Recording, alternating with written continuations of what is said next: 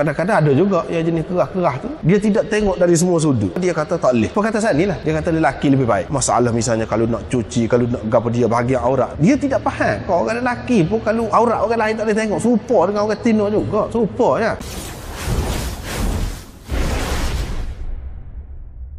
Imam Bukhari buat tajuk, bolehkah orang lelaki merawat perempuan dan perempuan merawat lelaki? Dia nak ayatnya boleh lah. Itu cara Imam Bukhari. Sebab apa dia mari dalam hadis ni, di bawah tajuk ni, Rubai' binti Muawwadh bin Afra kata kami perang bersama Nabi SAW. Kami itu maknanya orang perempuan lah, puak-puak perempuan. Kerja kami ni apa? Beri minum kepada orang-orang. Orang-orang tu hak perang je lah, kepada lelaki. Tak kira dia suami kami ke, dia tu adik-adik kami ke, ataupun siapa-siapa saja. Kami berkhidmat kepada mereka, tolong. Kami hantar orang hak mati, hak mana luka, hantar balik ke Madinah. Dalam riwayat yang lain sini, mananya kami mengubat orang sakitnya tak ada. Cara Imam Bukhari, dia sebut dah dalam bab sakit dulu, ada kami wanudawil marda, kami mengubat orang-orang sakit. Kami itu siapa? Orang perempuan. Inilah hak perempuan kata. Kalau dalam hadis ni sebut perempuan merawat lelaki, boleh. Dia pakai kias lah. Kalau perempuan boleh, lelaki pun boleh jugalah merawat perempuan. Ini merawat pada ketika-ketika tertentu. Lepas tu kalau seorang itu secara khusus jadi doktor perempuan ataupun doktor lelaki, masing-masing ni tak suka nak merawat orang tidak sejenis dengan dia, boleh ke?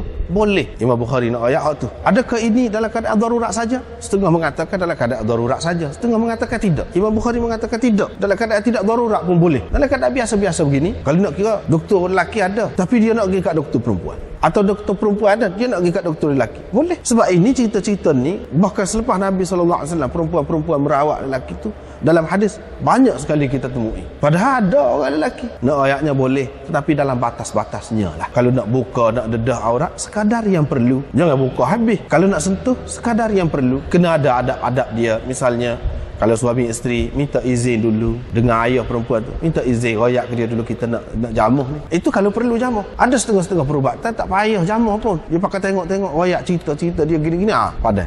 Tak apa. Itu cara dia mengaji, cara lagu tu. Tapi kalau hak masa mengaji, pasal kena jamuh, tak apalah. Sebab ilmu dia lagu tu. Dah kita pergi jumpa dengan dia, nak ayatnya tak apalah. Orang lelaki boleh mengubat orang perempuan, perempuan boleh mengubat lelaki. Tentu sekali yang luka yang kami merawat orang-orang yang luka, sahabiah kata ni, luka ni dia tidak luka tempat tidak aurat saja. Tempat aurat punya ada lah tempat kena luka tu. Paha kau misalnya kita kata luka. Tak boleh nak buka lah. Sekat betis saja. Tidak. Bila kata merawat tu tak kira lah tempat mana-mana. Hadis ini menunjukkan kepada kita bahawa sebenarnya dari segi merawat ni serupa lelaki dengan perempuan. Lepas tu nak merawat biar tepat, biar betul, kena mengaji. Kalau tak mengaji macam mana? Mungkin kau menimbulkan penyakit lagi. Dengan sebab itu, bila orang perempuan dia boleh merawat lelaki, nak merawat dengan cara yang betul ni dia kena mengaji. Dengan itu kita katakan bolehlah orang perempuan ngaji perubatan, ngaji gapo pun boleh, tidak ada halangan. Selalu Imam Bukhari ini dalam tajuk dia mulakan dengan hal, tanya, bolehkah? Dia tidak jawab dalam tarjamatul bab dia, dalam tajuk dia. Jawapan dia ialah melalui hadis yang dikemukakan di bawah tajuk tu. Jawabnya dah ni perempuan-perempuan di zaman Nabi ni, sahabiat ni duduk merawat, duduk gini-gini khidmat ke apa tu. Hak tu kalau tak boleh macam mana mereka buat? Menunjukkan boleh lah. Jadi hal tadi adakah, bolehkah? Itu sudah terjawab lah. Ini masalah kalau merawat ke apa tu berkait dengan doktor. Kalau berkhidmat, minum air. Doktor nak minum air, doktor nak pakai baju, doktor nak betul cadar.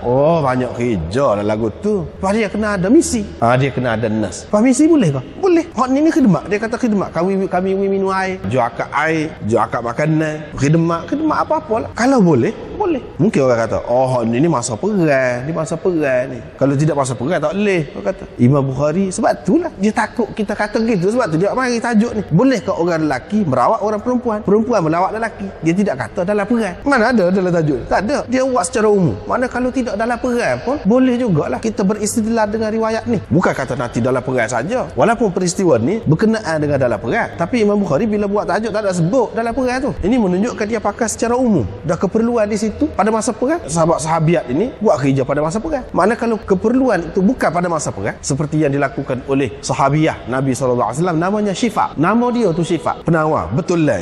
Dan dia ni salah seorang doktor di kalangan sahabat Nabi SAW. Selepas perang pun Nabi SAW suruh dia berubat lagi. Menunjukkan boleh, tidak dalam perang saja. Kita kata hak dalam perang ni boleh. Hak dalam perang ni orang luka ke apa, berat. Mestilah luka tu kita bukan boleh tentukan di bahagian mana. Kalau di bahagian dalam batas aurat, kalau hak tu pun boleh, apatah lagi kalau dia duduk di klinik dia. Orang mari tidak payah buka aurat tu. untuk nak berubah orang lain. Apa tak boleh? Lebih-lebih lagi lah boleh. Khidmat ni pun begitu juga. Khidmat misi gapo tu boleh. Cumanya dalam masalah kadang-kadang mungkin masalah pentadbiran, masalah penyusunan kerja, patutnya kita rasa molek juga dibenarkan, maknanya kepada isteri, kepada pesakit ataupun mahram dia lah untuk melayan. Kalau boleh diberi peluang lagu tu, ada rasa lebih baik. Tidaklah kata misi belaka, cuma misi bagi royak lah, buat lagu ni, buat lagu ni. Tapi dalam keadaan-keadaan tak boleh, kalau dibenarkan orang masuk mungkin menimbulkan masalah lain, tidak terkawal keadaan, misi saja tak apa kalau lagu tu. Tapi kalau boleh dikawal, maka lebih baik begitulah. Biarlah masalah nak kecing,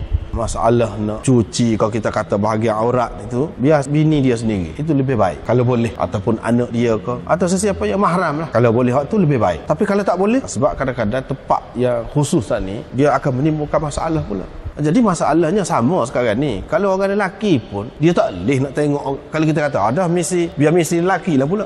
Tak supaya ya. Masalah aurat ni bukan orang tino saja tak boleh tengok aurat lelaki. Orang lelaki pun tak boleh tengok juga aurat orang lain kecuali perlu. Ada kalau lagu tu supaya ya. Kalau lagu tu tak ada kelebihan lelaki. Kalau lelaki pun tak boleh juga tengok aurat lelaki. Begitu juga perempuan sama perempuan nak tengok tak boleh. Bermakna keadaan itu keadaan perlu. Lepas tu dalam keadaan perlu begitu, kalau kita perhatilah, misi-misi ni pun tak ada nak cara tak cembung dia pun supaya jugalah untuk bidang kau gapo kau. Lepas tu dia ada etika dia pula, tak boleh nak duduk sebar kok si gapo. Tu etika dia pun cembung, tak ada dan nak cara kepada aurat-aurat orang gapo. Tu kita kena tengok. Lepas tu dalam keadaan sakit, orang tu dalam keadaan sakit, kita kata kalau nak ada nafsu, itu masalah peribadi masing-masing lah. Susah kita nak buat hukum, nak tentukan hukum kalau lagu tu dia ada nafsu, tak boleh, dia tak ada nafsu, tak apa, susah lagu tu. Mana kita nak tahu masa mana dia ada nafsu ke tak ada nafsu? Supaya orang ni duduk sakit, muka tu berkerut-kerut, adakah dia nak bernafsu?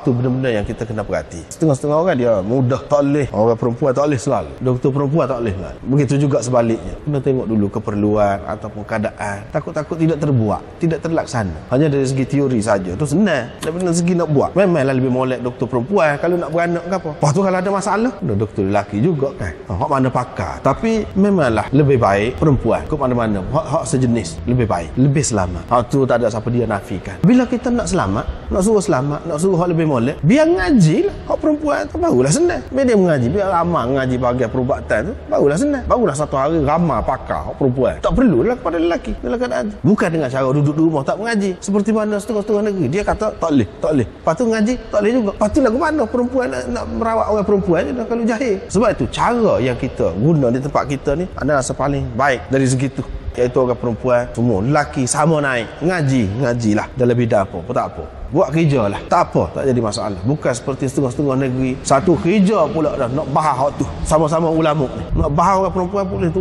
kerja kau tak boleh, boleh jadi goni kau tak boleh, bila tak boleh jadi nak dia ngaji.